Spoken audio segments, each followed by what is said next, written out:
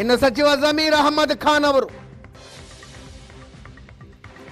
ಷಡ್ಯಂತ್ರ ಯಾರು ಮಾಡಿದ್ರು, ಬೆನ್ನಿಗೆ ಚೂರಿ ಹಾಕಿದ್ಯಾರು ಅಂತ ಹೇಳಲಿ ಅಂತ ಸವಾಲ್ ಹಾಕಿದ್ದಾರೆ.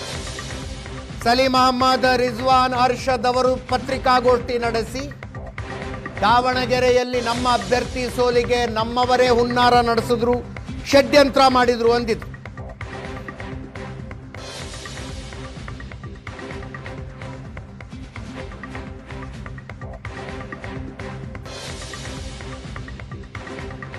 ಕೇಳಿಸ್ಕೊಳ್ಳಿ, ಜಮೀರ್ ಅಹಮದ್ ಮಾತಾಡಿ.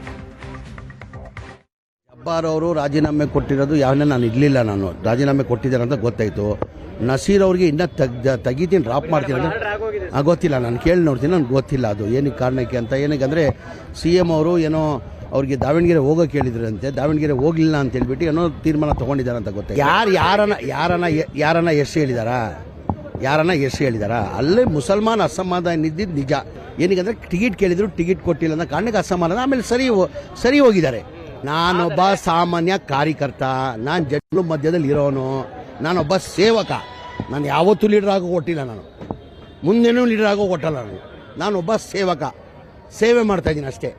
ನಾನೊಬ್ಬ ಕಾಂಗ್ರೆಸ್ ಪಕ್ಷದ ಕಾರ್ಯಕರ್ತ. ನಾವು ನೋಡ್ರಿ, ಇದು ಮುಚ್ಚುಮರಿ ಏನಿಲ್ಲ, ಏನು ಕ್ಲೋಸ್ ಡೋರಲ್ಲಿ ಒಂದು ರೂಮಲ್ಲಿ ಕೂತ್ಕೊಂಡು ಮಾತಾಡಿದಿಲ್ಲ, ಓಪನ್ ಸಭೆಯಲ್ಲಿ ಹೇಳಿದ್ದೀನಿ. ನಾವು ದಯಮಾಡಿ ಮುಸಲ್ಮಾನ್ ಕೊಡಿ ಸರ್, ನೀವು ಸಿಗ್ಗೊಂದಲ್ಲೂ ನಾವು ಕೇಳಿ ತೊಗೊಂಡ್ವಿ, ನೀವು ಕೊಟ್ರಿ, ನಾವು ಗೆಲ್ಸ್ಕೊಂಡು ಬರ್ದೀವಿ. ದಾವಣಗೆರೆಯಲ್ಲೂ ಕೊಡಿ, ನೀವು ದಾವಣಗೆರೆಯಲ್ಲಿ ಕೊಡಿ, ಯಾರಿಗಾನ ಕೊಡಿ. ಓಪನ್ ಸಭೆಯಲ್ಲಿ ಹೇಳಿರೋದು ನಾನು. DK ಶಿವಕುಮಾರ್ ಅಧ್ಯಕ್ಷ ಮುಂದೆ ಹೇಳಿದ್ದೀನಿ, ಸುರ್ಜೇವಾಲಾ ಮುಂದೆ ಹೇಳಿದ್ದೀನಿ, ನೀವು ಕೊಡಿ. ನೀವು ಕೊಟ್ಟು ಯಾರಿಗಾನ 7 ಜನ ಅರ್ಜಿ ಹಾಕಿದ್ದಾರೆ, 7 ಜನ ಯಾರಿಗಾನ ನೀವು ಟಿಕೆಟ್ ಕೊಡಿ, 7 ಜನದಲ್ಲಿ ಯಾರಿಗಾನ ಟಿಕೆಟ್ ಕೊಡಿ.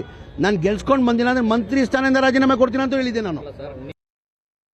ಈಗ ಜಬ್ಬಾರ್ ಅವ್ರು ಏನಂತಾರೆ, ಜಬ್ಬಾರ್ ಅವ್ರಿಗೂ ಮಾತಾಡ್ರೆ, ನೀವು ಹೋಗ್ಬೇಕು, ಅಧ್ಯಕ್ಷ ಆಗಿದ್ದೀರಾ, ಹೋಗ್ಬೇಕಂದ್ರೆ ನಾನು ಮಲ್ಲಿಕಾರ್ಜುನ ಪಕ್ಕದ ಮನೆಗೆ ಬಂದಿದ್ದೆ, ನಮ್ಮ ಮನೆಗೆ ಬಂದಿಲ್ಲ, ನಾನು ಹೆಂಗ್ ಸರ್ ಹೋಗೋದು, ಪಕ್ಷಕ್ಕೋಸ್ಕರ ಹೋಗಿ ಅಂತ ಕೇಳ್ಕೊಂಡೆ. ಅವ್ರೇನೋ ಮನ್ಸಿಗೆ ಬೇಜಾರಾಗಲಿಲ್ಲ, ಹೋಗಿಲ್ಲ, ಮನೇಲಿ ಸೇರ್ಕೊಂಡ್ರು. ನಸೀರ್ ಅಹಮದ್ಗೆ ಎಲ್ಲಿ ಕೊಟ್ಟಿದ್ರು ಜವಾಬ್ದಾರಿ? ಬಾಗಲಕೋಟೆಯಲ್ಲಿ, ಮನೆ ಮುಖ್ಯಮಂತ್ರಿ ಬಾಗಲಕೋಟೆಯಲ್ಲಿ ಕೊಟ್ಟಿದ್ರು. ಎಲ್ಲಿ? ಬಾಗಲಕೋಟೆಯಲ್ಲಿ. ಅವ್ರು ಬಾಗಲಕೋಟೆಯಲ್ಲಿ ಕೆಲಸ ಮಾಡಿದ್ದಾರೆ. ಯಾರು ಹಾಕಿದ್ದಾರೆ ಹೇಳ್ಬೇಕು ತಾನೆ, ಯಾರು ಹಾಕಿದ್ದಾರೆ ಹೆಸರು ಸಮೇತ ಹೇಳ್ಬೇಕು ತಾನೆ. ರಾಜಕೀಯದಲ್ಲಿ ಸಹಜ. ಹೈಕಮಾಂಡ್ ನಿಂದ ಸ್ಟಾರ್ ಕ್ಯಾಂಪೇನರ್ ಆಗ್ಬಿಟ್ಟು ಕೇರಳ ಜವಾಬ್ದಾರಿ ಹಾಕಿದ್ರು. ಆಮೇಲೆ ಮನೆ ಮುಖ್ಯಮಂತ್ರಿಗಳು 5ನೇ ತಾರೀಕು ಹೋಗ್ಬೇಕಂತ ಹೋದೆ ನಾನು ದಾವಣಗೆರೆಯಲ್ಲಿ, ಪ್ರೆಸ್ ಮೀಟ್ ಮಾಡಿದೆ, ಮಲ್ಲಿಕಾರ್ಜುನ ಮನೆಯಲ್ಲಿ ಊಟ ಮಾಡಿದ್ದೀನಿ. ನಾನು ಅಗತ್ಯ ಇದ್ರೆ ಬಾಗಲಕೋಟೆ ಹೋಗ್ತಾ ಇದ್ದೀನಿ, ಇಲ್ಲಿಂದ ಪಕ್ಷದ ಜವಾಬ್ದಾರಿ ನಾನು ಏನು ಕೊಟ್ಟಿದ್ದು ಮಾಡಿದ್ದೀನಿ.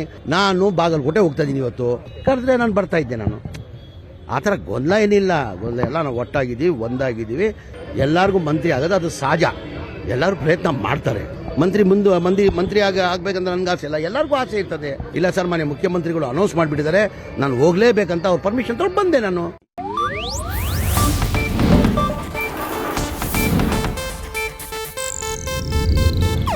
ಇದು ಏಷ್ಯಾನೆಟ್ ನ್ಯೂಸ್ ನೆಟ್ವರ್ಕ್ ಪ್ರಸ್ತುತಿ.